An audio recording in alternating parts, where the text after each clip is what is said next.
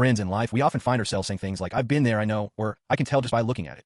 The more life experience we gain, the more we tend to trust our own intuition. However, tragedy often begins at the very point of that certainty. Joshua made the greatest mistake of his life. It wasn't because he lacked ability, he was highly capable, but he overconfidently relied on his past experiences and completely skipped the essential fact-check process. When the Gibeonites appeared before Israel with moldy bread and worn-out wineskins, pleading, "We have come from a very distant land because we heard of the fame of your God," they were playing on emotions. The leaders of Israel judged based solely on their words and appearance. They even touched and examined the dry bread they brought. Joshua 9 verse 14. But they missed one crucial thing. They did not inquire of the Lord. The Hebrew word for inquire is sha'al, which means more than just a simple question. It means to entreat or seek counsel. It is the humility of setting aside one's own judgment and standing before an absolute standard. Joshua skipped the process of asking God, deceived by the fake evidence before his eyes, and ultimately fell for the trick, signing a peace treaty. This scene closely resembles us today. Crises in leadership and failures in life do not happen because of a lack of information. Rather, they come from the illusion that one's instinct is more accurate than data, the so-called expert's trap.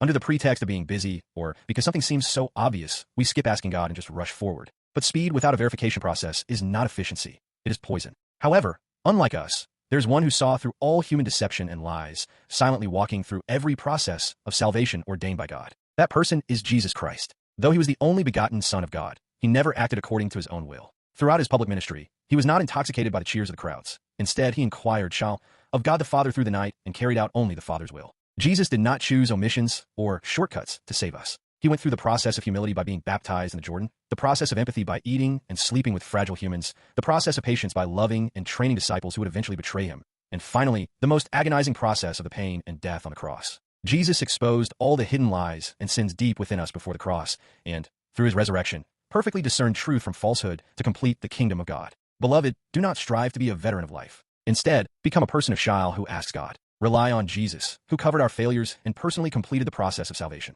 Only Jesus can be the counselor who leads us on the right path in a world full of deception. Before you make a decision, why not stop for a moment and ask, Jesus, I trust your wisdom more than my experience. What should I do?